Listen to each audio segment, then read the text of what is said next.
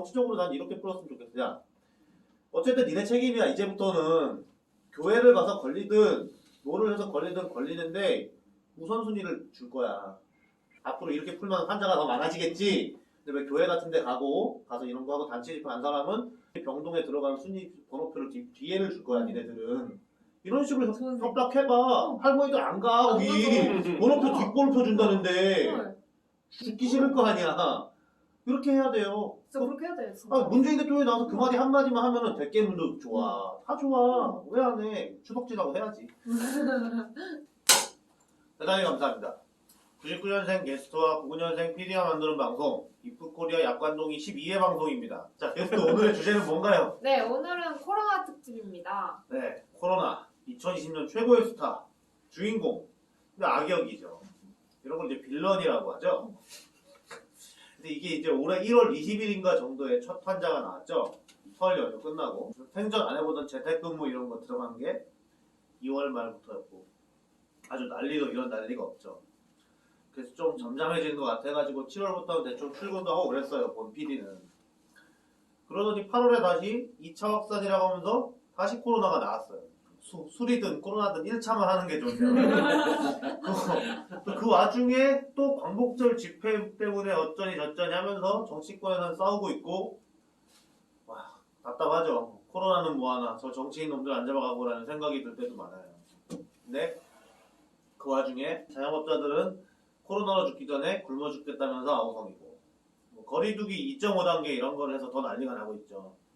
특히나 지난 10회 특집 끝나고 회식할 때 9시에 식당 다 닫고 그러는 바람에 만수르 PD가 크게 분노를 했었죠. 뭐 게스트는 코로나 때문에 집에서나 뭐 개인적으로나 크게 피해봤다거나 그런 게 있나요? 진짜로? 근데 진짜로 놀러 나가지 못한 거 빼고는 젊음이 좋아. 너무 놀러 큰 피해가 없어. 김풍임 씨는 코로나 덕에 뭐 피해 본 거 없죠. 재택하면서 이거 하느라 밤새고 이런 거. 근데 오늘은 뭐 안 되나? 나 같은 경우에 재택하면 굉장히 이로운 게 왕복 4시간이잖아요. 그게 그치, 안 해야 되니까 남는 그 시간을 그 시간에 이제 이걸 하신 거예요. 온전히 그냥 노시지 뭐. 우리는 다들 안전한 걸로. 좋아요. 원래 유튜브에서는 제목에 코로나 이런 거 들어가고 하면은 이른바 노란 딱지를 붙인다고 그러죠. 그러니까 그래서 우리가 하는 유튜브에서 코로나를 안 한 건 아니고 하여튼 이게 코로나로 제목 장사해가지고 이상한 짓 못하게 하려고 노란 딱지를 붙인다고 해요. 게스트 유튜브 노란 딱지가 뭔지 알아요? 그 규정에 위배되는 동영상에 붙여가지고 광고 못 붙이게 하려고 그런 거 아닌가요? 어디에 노란 딱지가 붙는 것 같아? 그 유해한 콘텐츠. 아니야. 우리 다 노란 딱지부터. 네? 다 유해한가? 규정에 위배되는 거 아니에요? 그러니까 노란 딱지라는 거를 붙은 거를 보는 네. 사람이 알 수는 없고 네. 유튜브 관리자 모드에 들어가면은 거기에 이렇게 표시가 있는데 거기에 이제 노란색으로 뭐가 표시가 되면은 이거는 이제 그 무슨 노란색 달러 표시인가? 다른 광고가 값 이렇게 해가지고. 네. 근데 그게 노란 딱지가 붙은 영상인지는 보는 사람은 알 모르지. 수가 없어. 응. 저는 몰랐어요. 그래서 근데 왜 그게 규정에 위배된 것만 붙이는 거 아니에요? 왜 보통 이제 규정에 위배된 거는 경고를 받고 네. 노란 딱지는 이제 조금 뭐라 그래야지 저런 돈을 못 벌게 해. 광고를 못 붙이게 하는 네. 거고 그게 정치적인 이슈라든지 아니면 좀 뭐 논란의 여지가 있는 것들은 일단 노란 딱지를 붙여서 이게 좀 광고 이런 쪽으로 악용하지 못하게 하려고 한다라고 음란물 같은 거는 네. 그건 그냥 신고를 삭제. 그냥 때려맞고 날아가는 건데 그런 네. 거가 아니고 네. 코로나 이런 거 또 정치적으로. 정치적으로 뭐 이런 거 같은 경우에 잘못 사람들을 이끌어가지고 이상한 정보를 내는 놈들이 있을 수도 있기 때문에 특히나 코로나는 이번에 아예 그냥 코로나 관련 영상이라고 아예 뜨잖아요. 근데 그런 거 이건 왜 특별히 만든 거고 뭐 욕을 좀 한다든가 누구를 비방한다든가 이렇게 해가지고 쌈 붙여가지고 하는 그런 거인 것 같아요. 그래서 정확한 그 로직은 안 알려져 있어. 어쨌든 욕하거나 뭐 이런 건 안 된다고 하더라고. 난 뭐 욕해도 뭐 별로. 그래서 그걸 어중간한 건 또 봐주는 것 같아. 근데 그래서 이제 AI가 하는 건데 음. 어쨌든 또 노란 딱지를 먹으면 뭐가 안 되냐? 광고가 아예 안 붙는 것도 아니야 또. 아예 안 붙는 것도 아니고 하는데 예를 들어 이제 우리랑은 아무 상관없지만 광고 수익 같은 거 할 때 예를 들어서 보통 올라갔을 때 100만 원을 벌었다 치면 네. 노란 딱지 같으면 10만 원 정도밖에 못 번다 이거죠. 그치. 어쨌든 우리도 그렇게 하고 싶다고.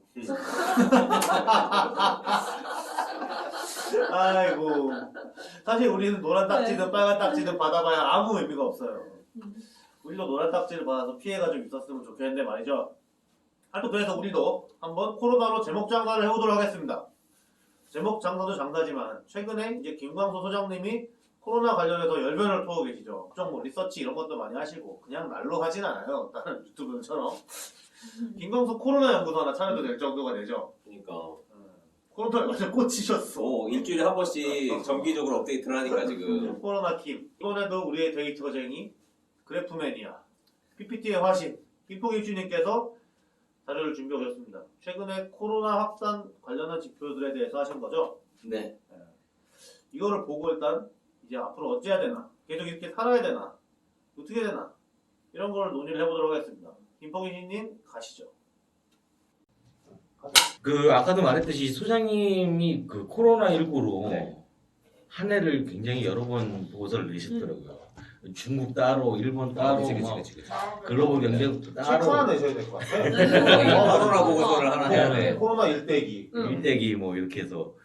근데 이게 소장님께서 많이 내신 이유가 이게 경제에 너무 많은 영향을 줬기 때문에 그때 옛날에 사스 때도 많이 내셨어요. 사스가 그때는 많이 안 냈어요. 메리스 때랑. 그때는 많이 그렇게 안 했어요. 자료가 많지가 않았지. 네.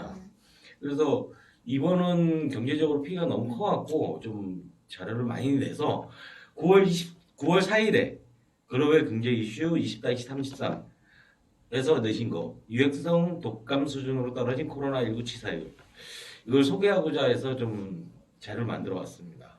대부분이 소장님 자료고 나머지 부분은 코로나19와 비슷한 코로나 바이러스들 사스, 메르스 그리고 저희가 또 가장 민감했었던 신종 인플루엔자에 대해서 좀 비교를 해보고 통계성 자료에 인플루엔자가 있어요. 인플루엔자로 사망한 사람 그리고 폐렴에 또 영향이 있으니까 폐렴에 사망한 추이를 한번 확인하도록 하겠습니다. 일단 전 세계 코로나19 감염 확산인데 2020년 9월 3일 현재 전 세계 코로나19 확진자 누계 수는 2,650만 명에 육박하고 있으며 신규 확진자 수는 7월 하순부터 하루 평균 25만 명 선에서 더 이상 늘어나지 않고 정체되고 있습니다.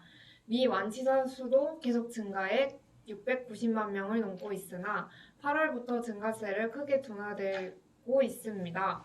6월부터 2차 확산이 진행된 미국은 7월 하순부터 빠르게 신규 감염이 둔화되고 있는 반면 유럽을 비롯하여 한국 등은 7월부터 2차 감염 확산이 빠르게 진행되고 있습니다.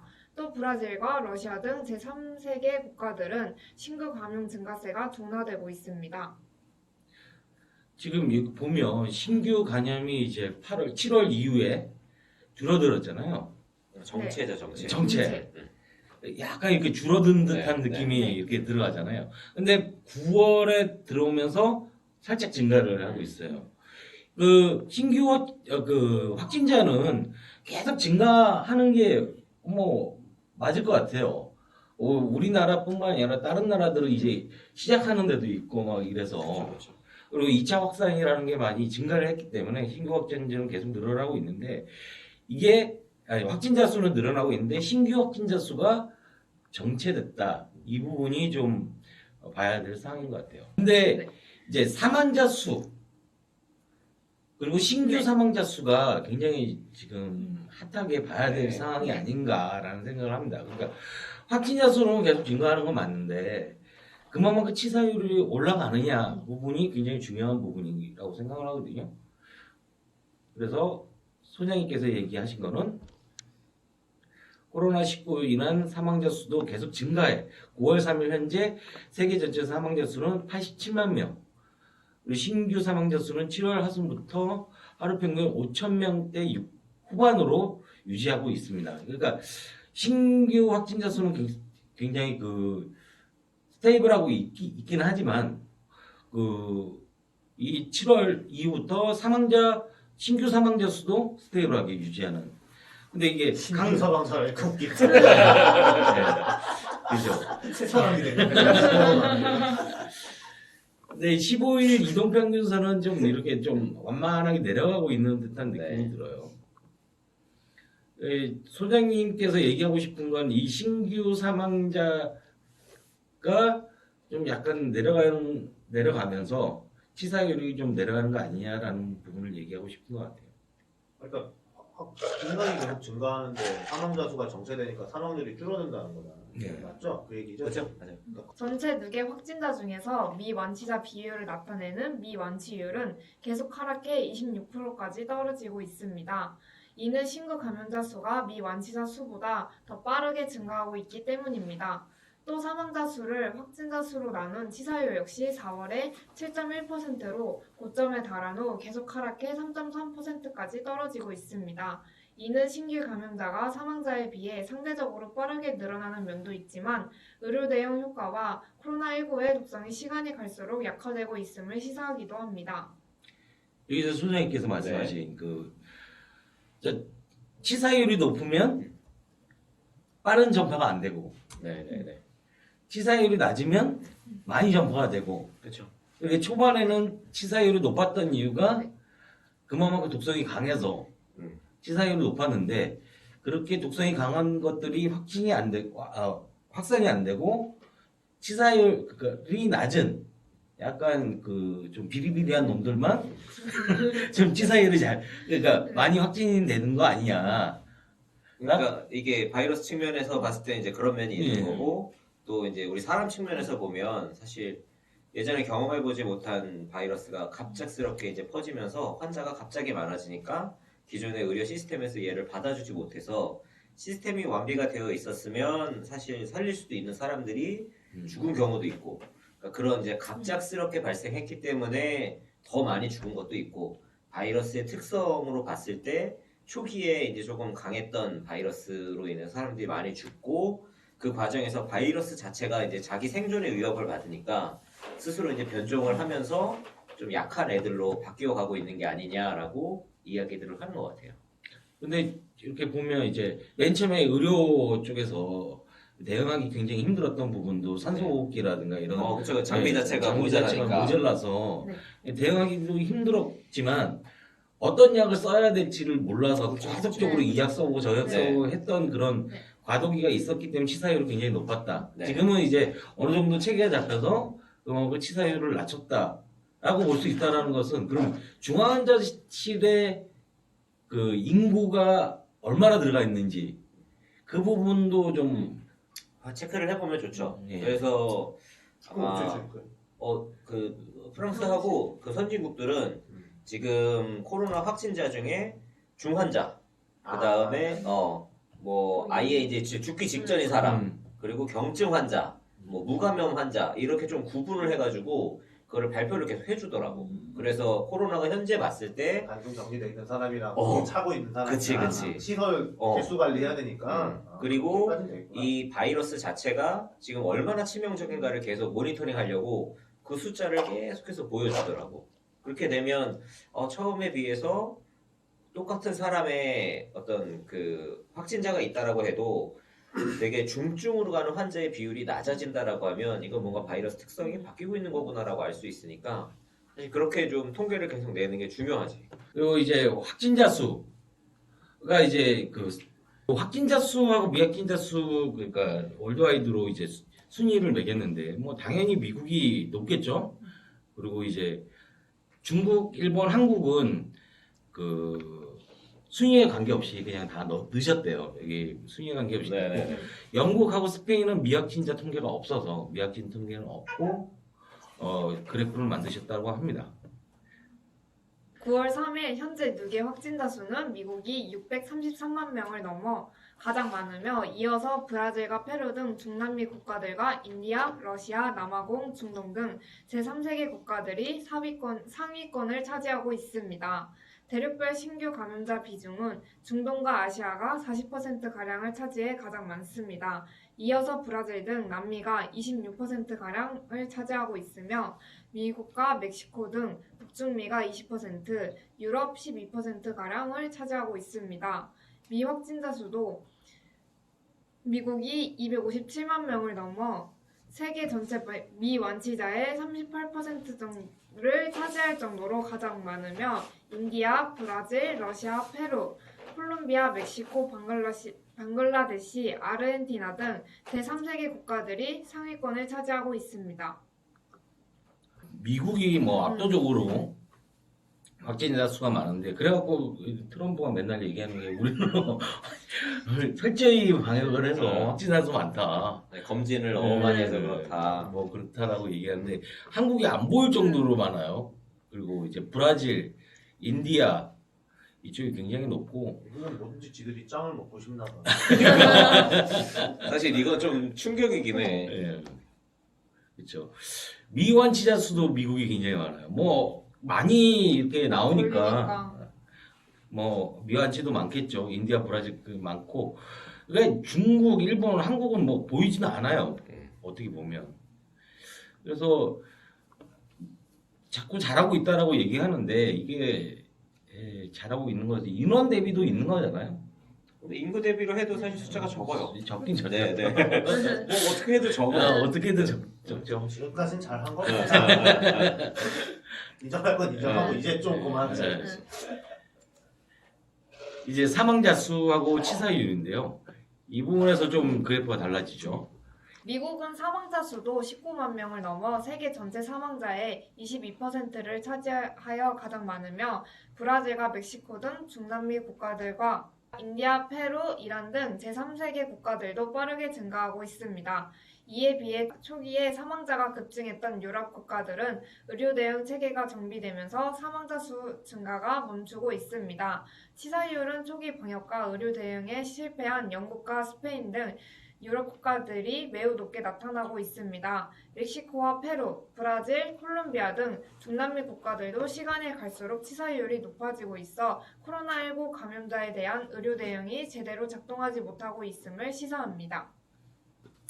죄송합니다. 이게 사망자 수가 보면 미국이 사망자 수도 굉장히 높아요. 네. 엄청 많이. 이게 미국의 의료라는 시스템에서는 좀 약간 불명예스러운 거 아닌가요? 미국이 사실 의료 시스템 자체에 대해서 좀 여러 가지 논란들이 많잖아요. 그래서 이번에도 좀 병원에 사실 가기 이렇게 부담스러운 사람들이 많으니까. 몇 천만 원 나온다고. 그러니까 일단 의료보험이 없는 사람이 5천만인가 그렇대요. 의료보험이 없는 사람이. 네, 5천만 명. 네, 네. 그러니까 그 사람들 같은 경우에는 사실 코로나에 걸리게 되면 치료가 어려울 수도 있죠.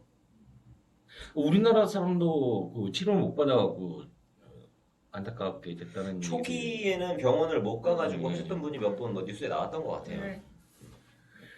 치사율 같은 경우에서는 영국이 가장 높아요. 12%.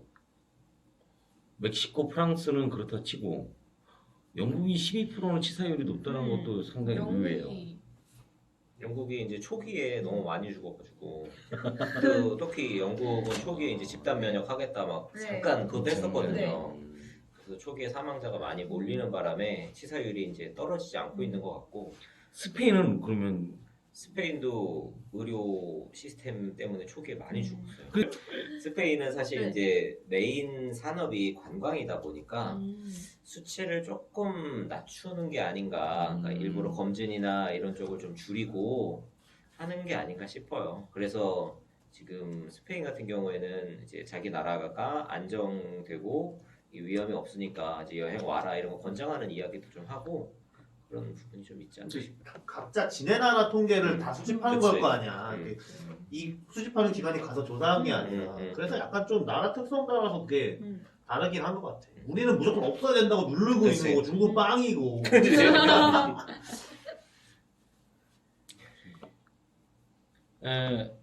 중국의 치사율도 굉장히 높아요. 6%. 그렇죠. 초기에 이제 많이 걔네는 죽어서. 뭐. 근데 지금은 빵표예요.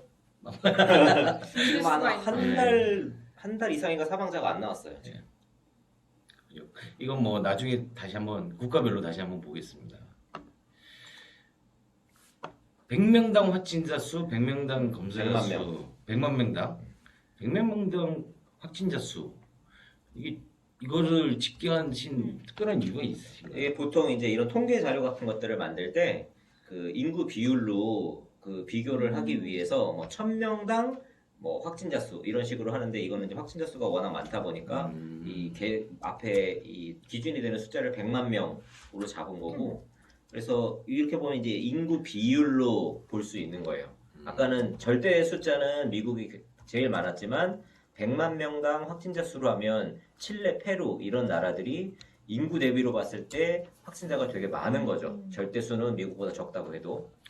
그럼 검사자 수도 보면 영국이나 러시아가 많은. 네, 인구 대비로 굉장히 많이 검사를 한 거예요. 그래서 이런 영국이나 러시아, 미국 이런 나라들이 확진자가 많은 것도 이런 이유가 또 있는 거고.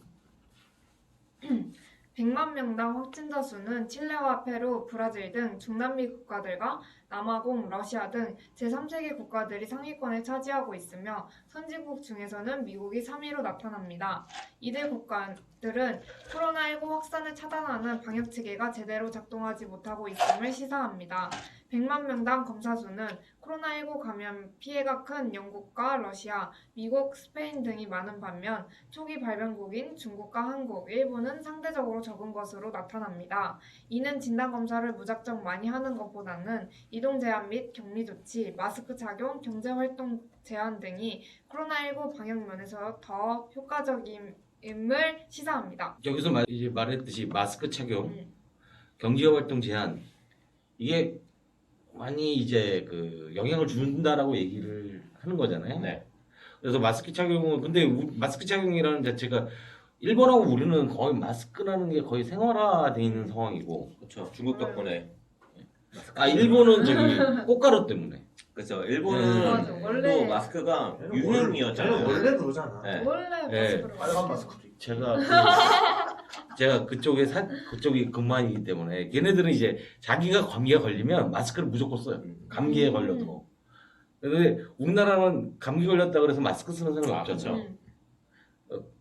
미세먼지 때문에 맞아요. 마스크를 쓰는 거지. 근데 일본 사람들은 감기에 걸렸다 그러면 그냥 무조건 마스크를 쓰는 거예요. 그래서 마스크 쓴 사람은 감기에 걸린 사람이야. 근데 젊은 친구들은 그 일종의 패션으로 마스크 굉장히 많이 쓰더라고요. 네. 그런. 눈을 가리고 싶나? 닌자 그런 것처럼. 근데 이게 일본 사람들이 꽃가루 알레르기가 그렇게 많대요. 그래서 꽃가루가 날릴 때면 어쩔 수가 없이 마스크를 써야 되니까 그거를 이제 패션으로 만든 거겠죠. 이제까지는 그 세계 월드와이드를 봤고 이 주요 국별 코로나19 감염 추이를 보겠습니다. 근데 다 볼 수는 없고 소장님이 15개국을 해놓으셨는데 저는 14개국. 누가 빠진 건가요? 누가 빠졌는지 기억도 안 나. 너무 많아. 14국을. 아무리 그 조회수 없는 방송이지만 14개를 근데 이 14개 국가를 봐야 이런 트렌드이기 때문에 우리가 어떻게 해야 되겠다라는 게 좀 이렇게 좀. 월드 투어네. 코로나 월드 투어. 그렇지. 코로나 월드 투어 제목 좋다. 그게 코로나 월드 투어. 월드 투어. 월드 좋아, 투어 좋아. 시작합니다.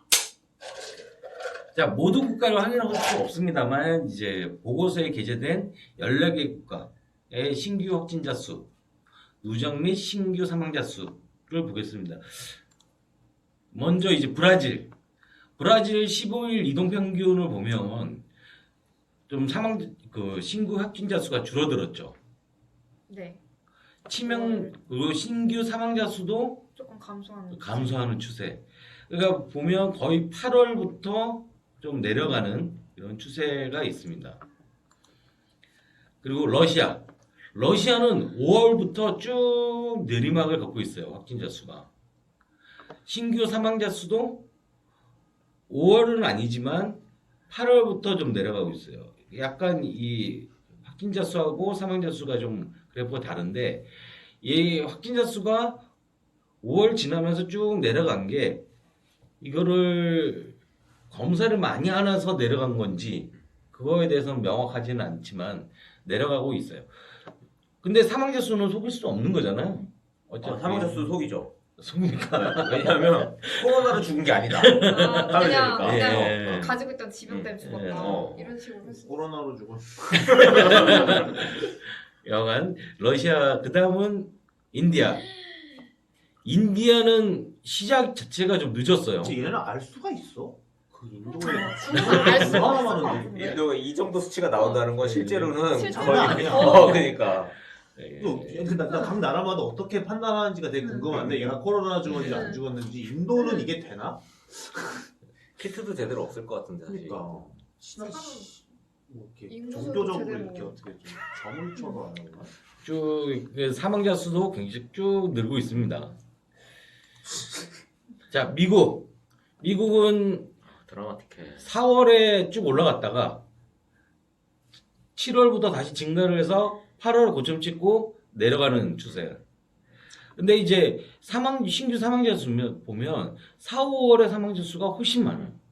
지금 확진자 수는 4, 5월이 적고 8, 9월이 훨씬 더 많은데 사망자 수는 8, 9월이 적고 앞쪽이 많죠. 그렇다 보면 이제 치사율이 내려간다라고 볼 수가 있는 거죠. 그러니까 이렇게 미국의 그래프를 보면 미국은 정말 온몸으로 코로나를 맞이한 거야.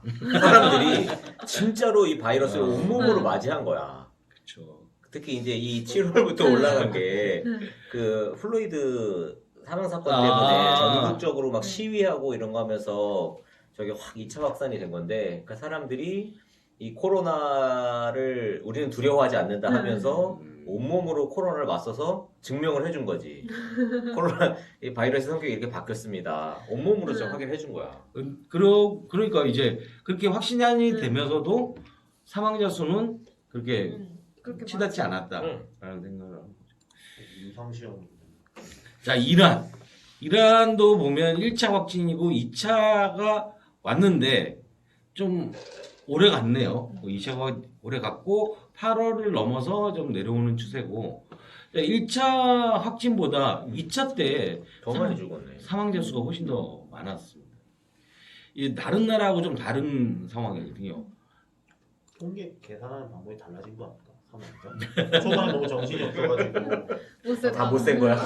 지금 기울어지니까 하면. 자, 아까 얘기했던 스웨덴 집단 면역을 했는데 얘네가 1차가 내려갈까 하다가 다시 올라와서 쭉 다시 내려가는 7월부터는 급격하게 내려가고 있는 상황이고 사망자 수를 보면 4월에서 5월서부터 쭉 내려가는 그러니까 확진자 수에 비해서 사망자 수는 계속적으로 감소하는 이런 추세라는 거죠. 지금 8월부터 보면 굉장히 뭐 10명 이내로 굉장히 작아진 그런 상황입니다. 처음에는 비웃었는데 예. 지금은 좀 부러워하고 있죠. 그렇죠. 많은 나라들이 부러워하는 네. 그런 상황이죠. 아 근데 스웨덴이 유럽에 있으면 걔네 막 통행이 자유롭고 그럴 텐데 그런 거 지금 그래서- 풀렸어요?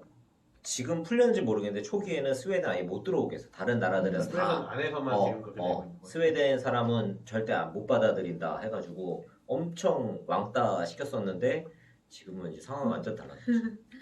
스페인을 보면 스페인은 1차나 2차나 거의 뭐 인구가 비슷해요. 근데 4월에 쭉 올라갔다가 8월에 넘어가고 9월에도 지금 올라가는데 15일 이동평균으로 보면 내려가고 있는 추세고 근데 이제 여기서도 1차 때는 굉장히 사망자 수가 증가를 했다가 2차 때는 그렇게 많이 증가를 하지 않는 지금 한 50명 이하로 지금 나오는 것 같아요. 그러니까 확진자 수에 비해서는 사망자 수가 굉장히 줄어드는 그런 그것도 좀 의심스러워 스페인. 그렇죠. 걔네 하는 꼬라지 봐서는 저렇게 그러니까 싹 적지 않을 텐데. 자, 프랑스도 1차 확진하고 1차 확산하고 2차 확산하고 거의 인원이 비슷한데 확진자 수는 비슷한데 사망자 수는 지금 5월부터 쭉 내려가서 지금 한 거의 바닥이 됐어요. 거의 바닥에 지금 와 있습니다. 그래서 사망자 수가 굉장히 증가하지 않는 이 부분도 다른 나라들하고 거의 좀 비슷하죠. 자, 영국은 1차 확산이 굉장히 높게 치솟았어요. 그러다가 2차 확산이 오는 것인지 모르겠지만 약간 증가를 하고 있습니다. 1차 때 모자라. 저거 1차 때 저거 집단 면역 그거 해가지고 그때 완전 피봤지. 그래서 얘네가 그걸 했었다고? 네, 처음에 처음에 스웨덴하고 두 나라가 집단 면역 방식을 선택했다가 스웨덴은 쭉 밀어붙인 거고 영국은 이러다 다 죽겠다 아니 해가지고 스웨덴도 약간 죄지 않았었어요? 스웨덴은 그냥 처음에 그 말이 엄청 많았어. 그래 내부에서 뭐 그 보건복지부 장관이 뭐 이메일 주고받은 내용을 폭로하고 뭐 그만두네 말에 했는데 그냥 하다 보니까 그러면서 하다 얘기하고 영국은 그때 무슨 그 총리가 걸려버리면서 끝났잖아. 총리가 하려고 그랬는데 계산해 보니까 너무 많이 죽어서 하면 안 맞아. 되겠다라고 얘기하던 중에 총리가 걔 걸려서 걸리고. 야 하지 마. 음. 근데 뭐 난리 났네. 그래서 1차 왔을 때는 굉장히 많은 사람이 이제 사망을 했는데 2차는 올라가는 반면 거의 이제 사망자가 줄어드는 그런 상황이고 이탈리아는 1차 때 굉장히 세게 왔다가 2차 때는 지금 서서히 지금 8월, 9월 이렇게 지금 15일 이동 평균도 상승하는 이런 추세고 대신 사망자는 1차 때 굉장히 많고 2차 때는 굉장히 적은 상황이고요. 여기 갑자기 확 튀었던 이 상황이 왜 있는지는 모르겠네요. 어떤 이슈였는지 모르겠네. 휴가철에 무슨 뭐 집단 가능한 거 걔네도 어디 뭐 근데 거기 이탈리아가 중국하고 굉장히 밀접해요. 이탈리아가 1대1로의 중심지고 그리고 명품 1대1로가 무슨 뭐 명품 그거에다가 특히 이제 가구 산업이 이탈리아가 굉장히 큰데 특히 북부 지역을 중심으로 근데 이탈리아 가구 산업이 이제 거의 망해가고 있어요.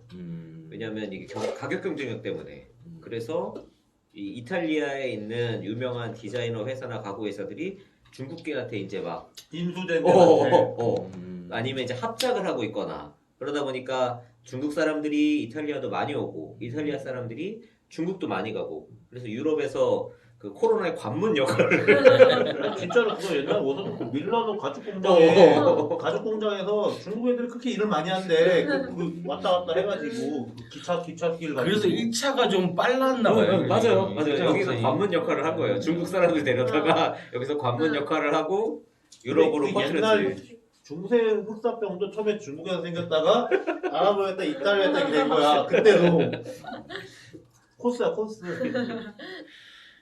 자, 그 다음 나라는 독일. 독일 1차가 굉장히 컸고 2차가 그렇게 크지 않게 다시 깔아앉고 있는 상황이고요. 믿을 건 믿을 수 있어. 이 그래프를 믿을만해. 그런데 독일은 1차 때도 사망자가 굉장히 컸었고 그런데 이제 2차는 확진이 돼가고 있는데도 2차 사망자 수는 굉장히 적은 뭐 20명 이내? 뭐 10명 이내? 이게 뭐 하루에 거의. 5,000명씩 죽었다는 얘기예요? 네, 아, 하루에 확진. 하루. 확진. 하루 5,000명 죽은데 죽은 게 200, 200 몇십이요? 예. 독일도? 이게 확 증가했다가 이제 2차 확산 때는 좀 뭐 그렇게 사람이 많이 죽지 않는 상황이고요. 자, 중국. 잘 모르겠습니다. 대륙에 있어.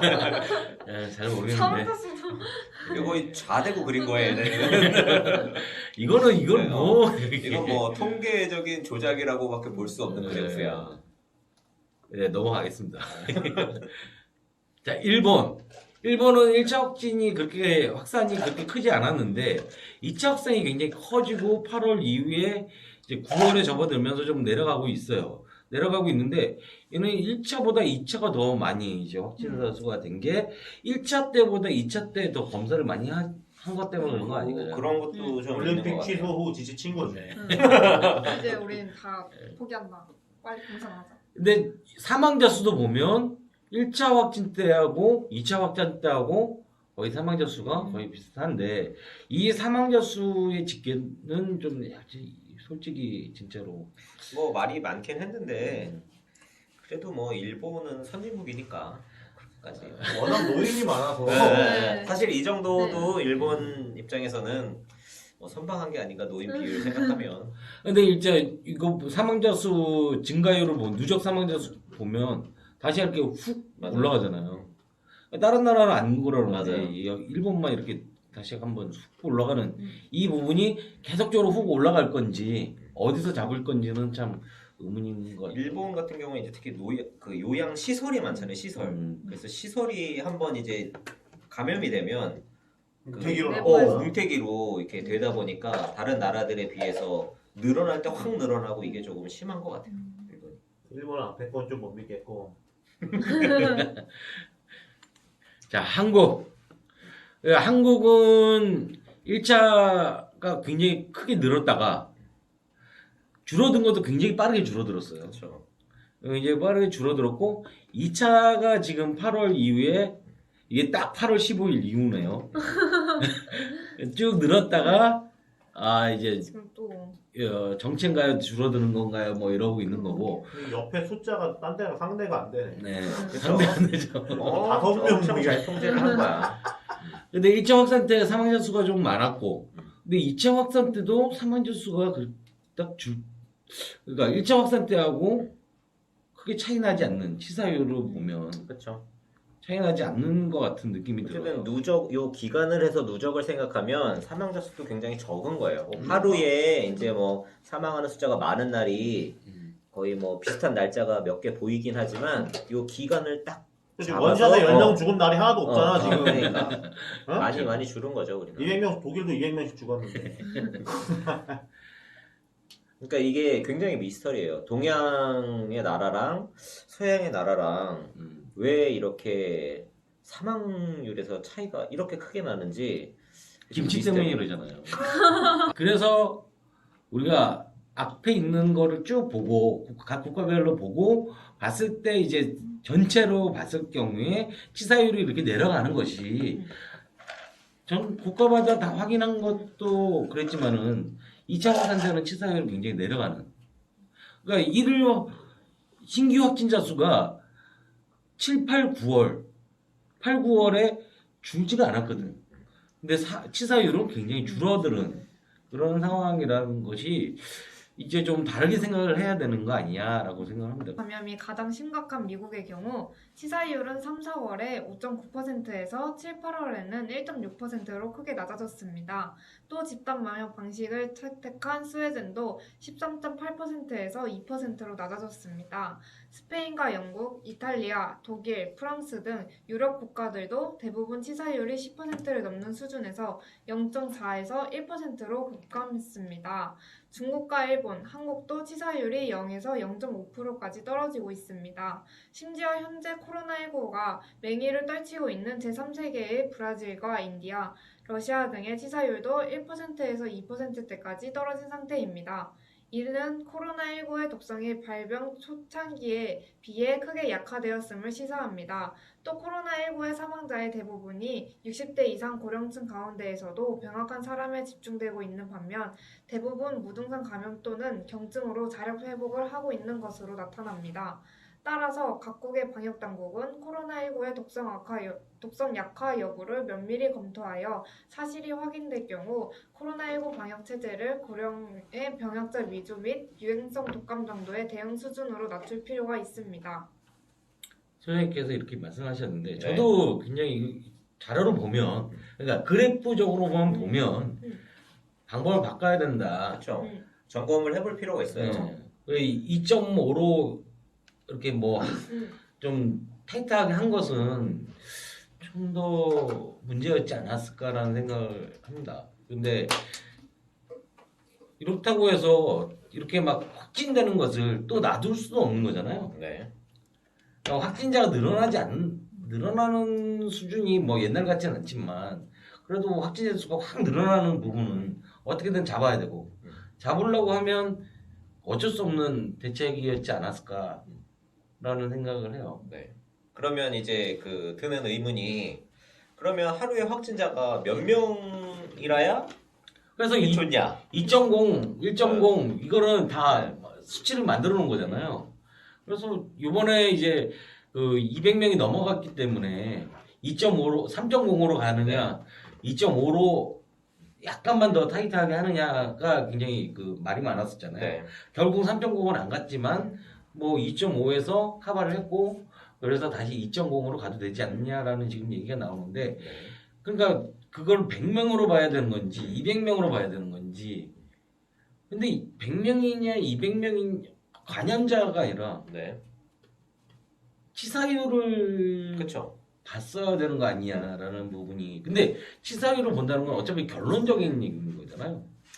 이게 결론적인 얘기라기보다는 이제 통계 혹은 평균을 가지고 정책을 마련을 하는 건데 각 개인 한 사람 한 사람을 보면 얘가 코로나 걸리면 죽을지 안 죽을지 이거를 알 수가 없어요. 그쵸. 근데 통계적으로 보면 몇 사람이 걸리면 몇 사람이 죽는다라는 수치가 나오니까 이 수치를 가지고 대비를 할 수가 있거든요. 그래서 이런 정책을 할 때는 그런 평균적인 수치, 통계를 통해서 이런 그 현상에 대해서 파악을 하는 게 그래서 중요한 거거든요. 그래서 지금 단순히 뭐 하루에 100명은 안 되고 뭐 50명은 되고 이렇게 낼 게 아니라 하루에 걸리는 확진자 수 대비 사망자의 수, 그러니까 치사율이 되겠죠. 그런 숫자까지 또 중증 환자의 비율 이런 것들을 다 고려를 해서 어느 정도로 통제하는 게 과연 적절한가? 또 이제 모든 정책에는 이 정책에 의한 효과가 있으면 이 정책을 시행하기 위한 비용 측면이 있잖아요. 그래서 이 정책 효과를 얻어내기 위해서 이만큼의 비용이 들어가는데 이만큼의 비용을 넣어서 이 정도 효과를 달성하는 게 정말 합리적인가? 이게 정말 공익을 높이는가? 국민들의 삶을 더 나아지게 하는가? 그걸 따져봐야 되는데 그러니까 이게 이제 뭐 비교는 좀 그렇지만은 우리도 이제 불량률을 이제 산출을 네네네네. 우리도 불량률을 산출을 하다 보면 불량은 연에 1%의 불량이 나. 네. 근데 받는 사람, 그러니까 사는 사람의 입장에서는 내가 하나를 샀는데 하나가 불량 100%거든. 그렇죠. 내가 두 개를 샀는데 하나가 불량이면 50%거든. 그랬을 때 데미지는 굉장히 크게 느껴요. 네네네. 바꿔줄 수 없고. 목숨은 바꿔줄 수 그러니까 목숨을 바꿔줄 수가 없는 거예요. 그렇다면 이거를 환불해줘? 국민이 이렇게 사망에 이르는 부분을 봤을 때 이번에 코로나가 굉장히 좀 그랬던 게 굉장히 아프다고 그러더라고요. 초기에는 그랬어요. 초기에는. 굉장히 아프다. 네. 그런 고통을 느끼게끔 해야 되느냐. 이 부분을 국민 입장에서 봤을 때는 정부가 제대로 못했다라고 얘기를 할 수도 있는 거잖아요. 거기에 이제 인원이 많든 적든 간에 어차피 당하는 사람 입장에서는 내가 당했기 때문에 나라에 대해 그런 얘기를 할 수 있는 거잖아요. 그게 쫄리면 안 나가면 되지.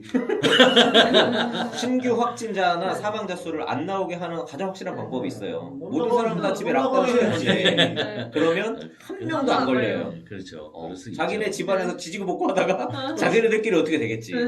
쥐하고 지금 이제 아까도 말씀드렸다시피 코로나는 이제 사스, 메르스, 코로나19 사촌들이고 신종 인플루엔자는 독감의 이제 유행성 독감 쪽이고 네. 근데 어차피 얘도 비말로 전염되는 바이러스죠. 바이러스이기 바이러스죠. 때문에 얘네들 한번 비교해 볼 필요가 있지 않을까라는 생각을 해서 자료를 좀 만들어 봤습니다.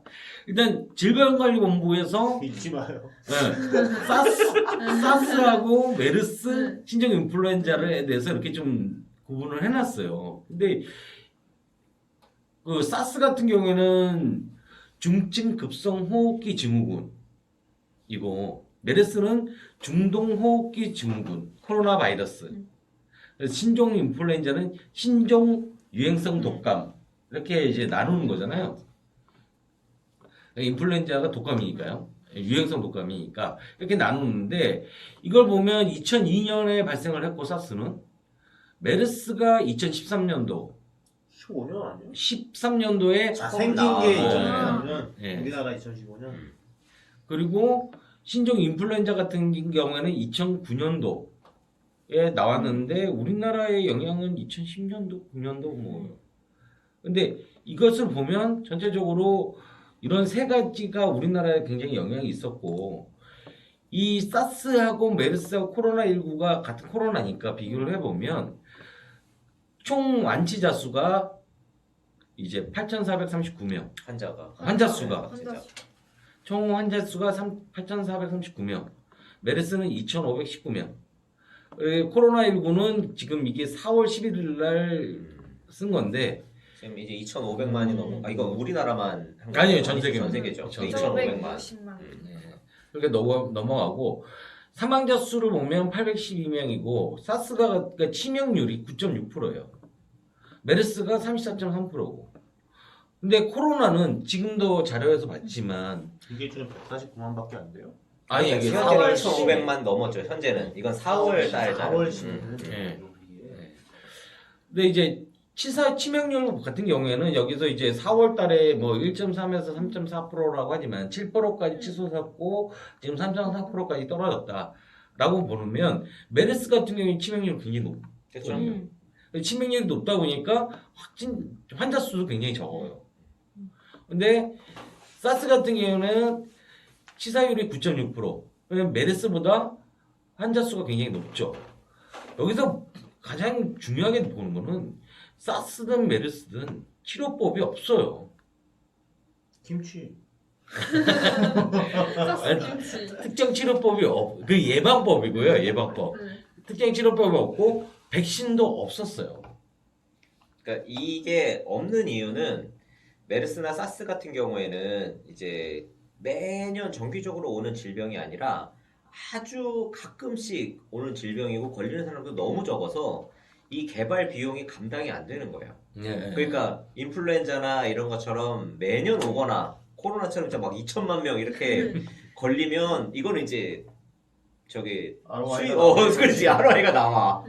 그러니까 이런 거는 개발이 가능한데 저거는 개발을 못 하는 게 아니라 안 하는 거죠. 그러니까 안 하는데 네. 그러니까 우리가 이게 지금 총 환자 수가 지금 현재 500만이 넘었죠. 500만이 넘었기 때문에 네. 시장이 그만큼 크기 그쵸. 때문에 여러 사람들이 달라붙어서 만들고 네, 있다. 네. 이런 얘기네요. 만들면 노벨상이거든. 그냥 노벨상이야 이거. 그 이제 신종 인플루엔자도 비말로 이렇게 하는데 그 잠복기가 1에서 3일이래요.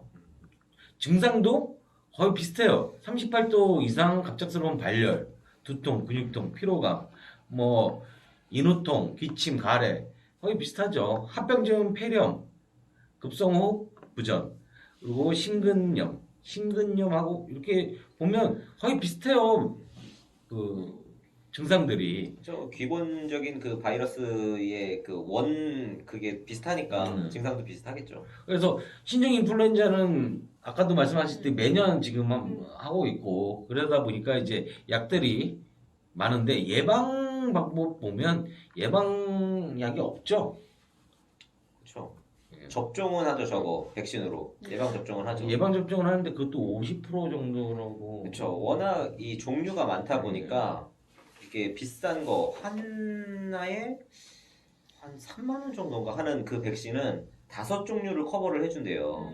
감기 바이러스를. 근데 싼 거 만 얼마짜리를 맞으면 3종류밖에 커버를 안 해준대. 근데 그거도 맞을 거야. 그래서 올해는 웬만하면 독감 그 예방 접종 하라고 이야기들을 하더라고요. 왜냐하면 그 독감에 걸리면 병원에 가기가 일단 거의 힘들 거고, 맞아요. 특히 이제 이 코로나로 의심받아서 그쪽으로 가야 되고 여러 가지로 복잡해지기 때문에 무조건 독감 접종을 하는 게 좋다고 이야기는 하더라고요. 독감 접종 맞으러 가다가 걸린다. 코로나에 걸린다. 그래서 제가 통계를 한번 네. 봤습니다.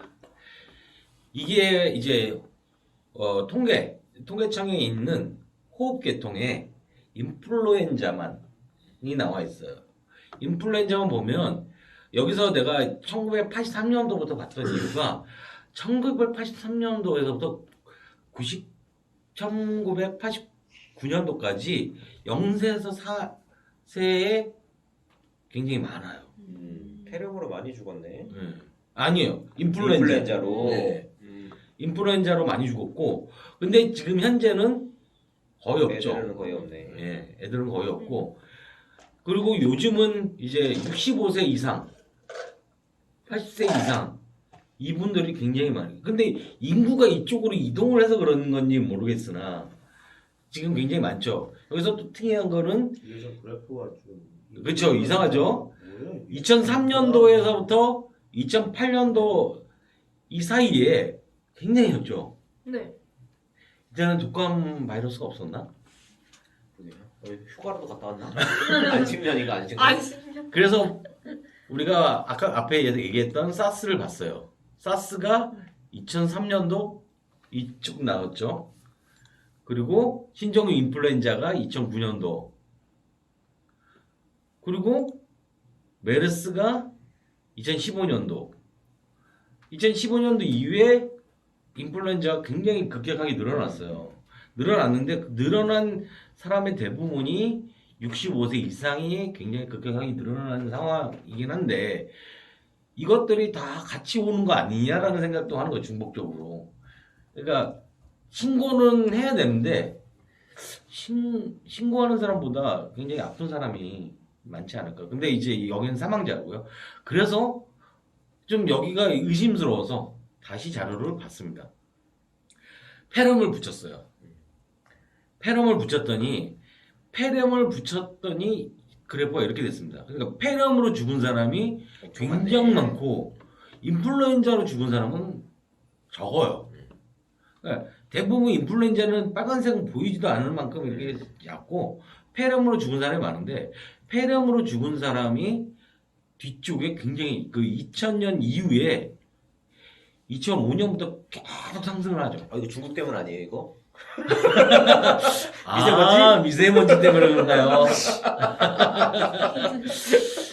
그럴까요? 개혁 개방 이후에 이렇게 딱 됐네. WTO 가입. 그래서 폐렴의 이제 사망자도 사망률이죠. 사망률. 폐렴 환자의 사망률도 거의 50%, 40몇 프로로 이렇게 쭉 증가를 했어요. 근데 인플루엔자는 보이지도 않아요. 위에서도 봤지만 1점 몇 프로이기 때문에 보이지도 않는데 폐렴으로 사망한 사람이 이렇게 많은데 아까 의심을 했잖아요. 과연 인플루엔자로 죽는 것인지 메르스로 죽는 것인지 명확하게 선을 긋지 않으면 따지고 보면 다 결국에 마지막에 폐렴이에요.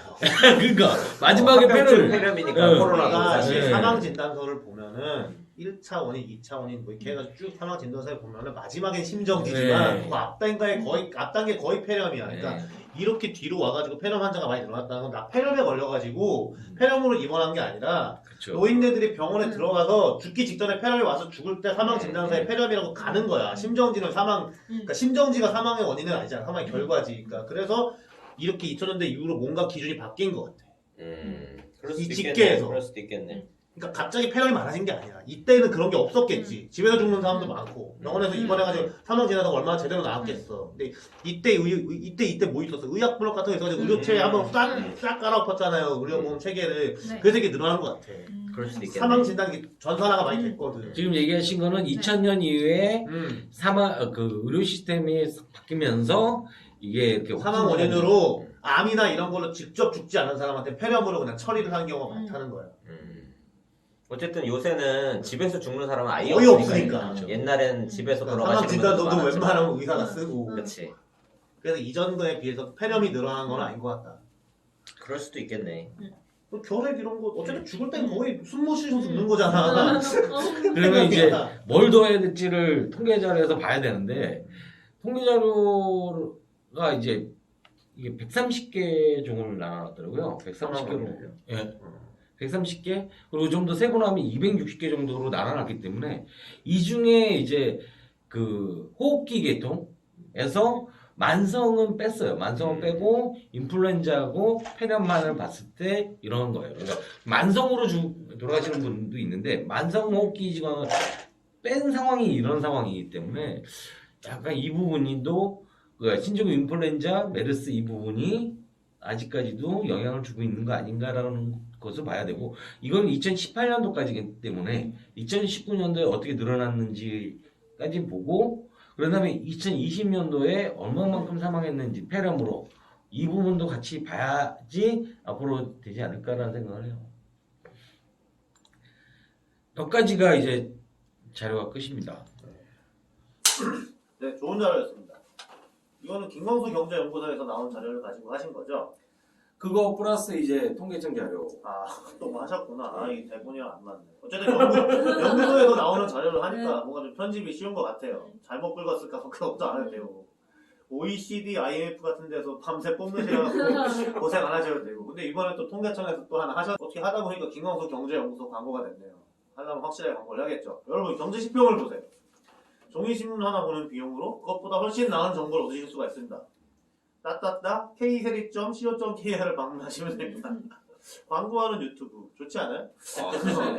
매주 앞광고, 하나씩 할 앞광고. 아까 뭐 대놓고 대놓고 광고. 매주 하나씩 할까요? 아무거나.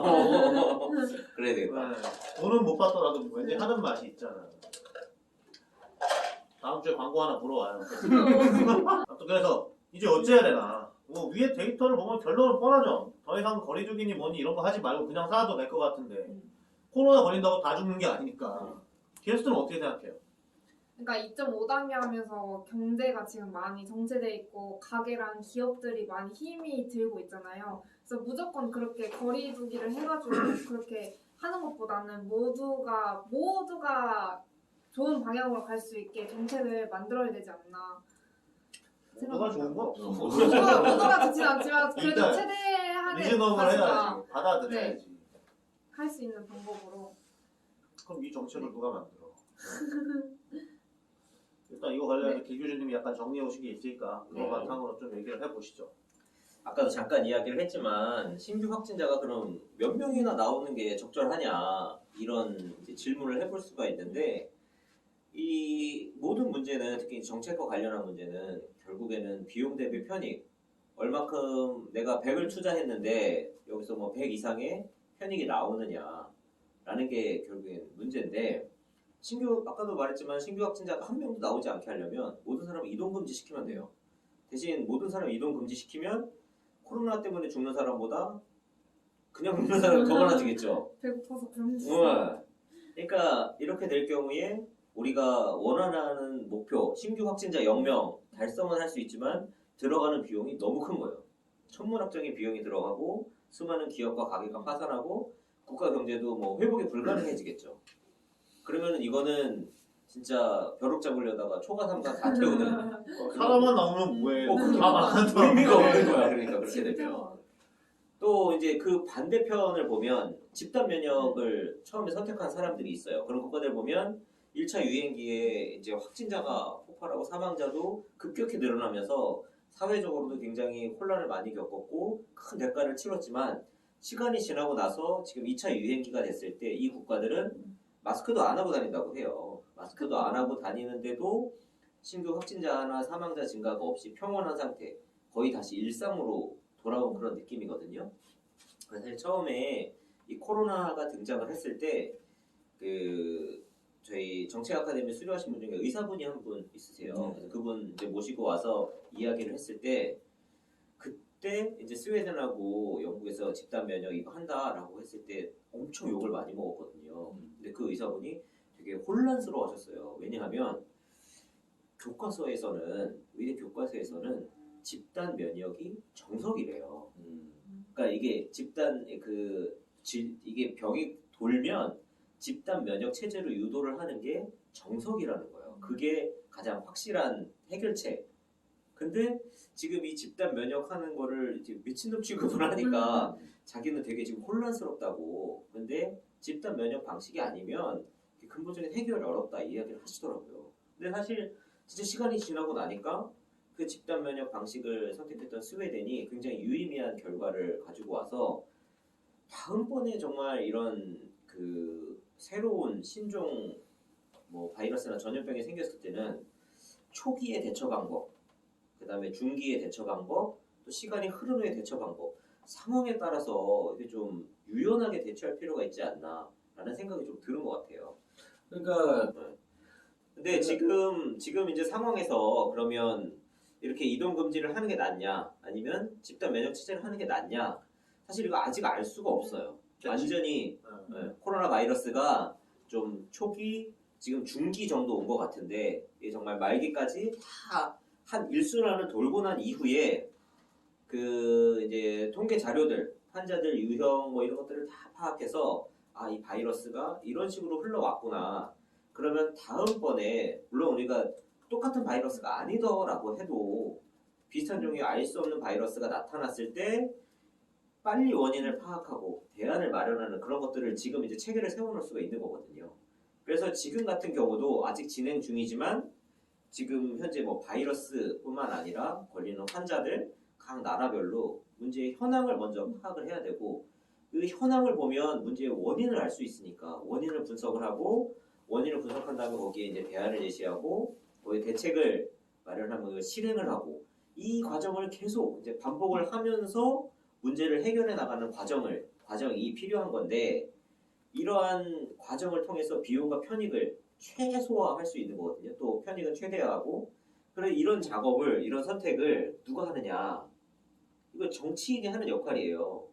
근데 우리나라 정치인한테는 이걸 기대할 수가 없어. 어느 정치인도 지금 TV에 나와서 코로나 바이러스가 현재 어떠한 특징을 가지고 있고 우리나라에서 환자는 어떤 상황이고 초기의 상황과 비교해서 어떤 특징이 있기 때문에 어떻게 여기에 대해서 대안을 마련한 거고 앞으로 어떻게 대처해 나갈 거고 설명해 주는 사람이 없어요. 아니 그 칼맞을까봐 못하는 거지. 요즘은 저기 잘못 얘기하면 완전 지금 그러니까 약간 일본을 옹호한다든가 네. 집단 면역을 옹호한다든가 이런 식의 어떤 멘트를 하더라도 굉장히 그 비난이 많이 오거든. 대한민국이 지금 이렇게 편이 갈라진 상황에서 이 이익 집단끼리 서로 이제 더 많이 먹기 위해서 자기 밥그릇 지키려고 굉장히 치열하게 싸우고 있는데 이런 과정에서 이제 평범한 사람들만 그러니까 자영업자는 환장하는 거지. 아니 그러니까 자영업자를 먹고 살게 해주고 니들끼리 싸우라 이거야. 밥 먹고 살게만 해주면 자영업자들이 왜 지랄을 해? 그러니까 아니 그렇게 K 방역 잘했으면 우리가 잘 살아야 될 거 아니야 딴 나라에 비해서. 그치. 아니라니까 딴 나라의 그 차라리 그 지금 미국에 있는 자영업자나 한국에 있는 자영업자 비교해봤을 때 그렇게 사람 많이 죽고 어쩌고 하면 미국에 있는 자영업자보다 한국에 있는 자영업자가 더 괴롭다고. 그러니까 2차 확산에 대해서 이렇게까지 할 필요 없지 않느냐라고 했어야 되는데 그 몇백 명 딱 증가하고 나서 정영훈 본부장이 얘기한 게 일주일 후에 몇천 명이 될 겁니다. 라고 하니까 사람은 이게 겁먹었지. 겁먹고 안 나가고. 안 나가고 하니까 경제는 더 깔아앉고. 근데 보건부에서는 그럴 수 있어요. 어차피 질병을 관리하는 사람이 입장이니까. 그럼 질병 관리하는 사람의 입장에 반대적인 어떤 그런 얘기를 해줄 사람이 필요한데 정광훈. 그 새끼들 때문에 그런 말을 하고 싶어도 못 그치, 하는 거야. 그치, 맞아. 그 오해받잖아. 걔네들이 광복절에 모여가지고 그 지랄이 문제가 아니고 걔네들이 그러는 바람에 풀고 싶다고 얘기를 하고 싶어도 맞아. 몰릴까봐 얘기를 못해요. 걔네가 나쁘면 그거야 나는. 지금 이 얘기하면 극우가 돼. 극우가. 걔네가 된다고. 아니고 그냥 합리적으로 얘기해도 되는 말인데 거기서 그 난리를 치고 이게 했기 때문에 말을 못해. 아니 난 이거 소장님이 말씀하신 대로 대통령이 잘만 얘기만 하면은 그래. 될 것 같아. 야 마스크 좀 잘 쓰고 다니시고 나이 많은 사람 조심하고 적당히 알아서 거리두기 하세요. 근데 이제는 우리가 더 이상 잡고 자시고 하면은 경제가 너무 망가져서 안 될 테니까 알아서 잘 하시고 대신에 걸리는 놈은 확실하게 우리가 고쳐줄 테니 알아서 와라. 이런 식으로 하면 되죠. 근데 왜 괜히 그 집회하는 놈들 다 일일이 검사해가지고 그냥 가만히 있으면 죽든지 살든지 한 애들 갖다가 다 병원에 끌어들여가지고 유튜브를 하게 만들고 이 아사리판을 만드냐고. 그럴 필요 없어. 야 니네 그러니까 좋은 말로 하면 그거고 제대로 안 하면 잘못해서 걸려서 죽으면 니네 책임이야라고 알려주면은 풀어서 알아서 조심할 거거든. 정치적으로 난 이렇게 풀었으면 좋겠어. 야 어쨌든 니네 책임이야. 이제부터는 교회를 가서 걸리든 뭐를 해서 걸리든 걸리는데 우선순위를 줄 거야. 앞으로 이렇게 풀면 환자가 더 많아지겠지. 근데 왜 교회 같은 데 가서 이런 거 하고 단체 집회한 사람은 병동에 들어가는 순위 번호표를 뒤에를 줄 거야. 니네들은. 이런 식으로 협박해봐. 할머니들 안 가. 거기 번호표 뒷번호표 준다는데 죽기 싫을 거 아니야. 이렇게 해야 돼요. 진짜 그렇게 해야 돼요. 진짜. 아, 문재인 대통령이 나와서 그 마디 한마디만 하면은 100개문도 좋아. 다 좋아. 왜 안 해? 추석지라고 해야지. 아무튼 코로나를 의도적으로 악용하든 하다 보니 그렇게 됐든지 간에 정치인들이 정신을 좀 차리고 이걸 좀 어떻게 해야 된다 그런 거네요. 게스트 저 정치인들 어떻게 해야 될 것 같아요? 네, 모두 물갈이 해야 됩니다. 단순히 바꾸기만 하면 되나? 한나라당에서 지금 민주당으로 많이 바뀐 거잖아요. 기존의 정치인들로는 안 되고 그들과 유착되어 있지 않은 깨끗하고 능력 있는 시민들 주도로 물갈이해야 합니다. 깨끗한 게 중요할까요? 능력 있는 게 중요할까요? 둘 다 중요합니다. 깨끗하고 능력 있는 시민들이 어디에 있죠? 이미 대한민국에 많이 있습니다. 그런 사람들이 많이 있어도 일단 집권을 해야 될 텐데 그러려면 어떻게 해야 되죠? 그런 분들이 이순신 프로젝트에 참여하시면 됩니다. 그러려면 어떻게 해야 되죠? 이프코리아를 열심히 장사해야 됩니다. 많은 구독 부탁드립니다. 좋은 결론이었습니다. 대단히 감사합니다.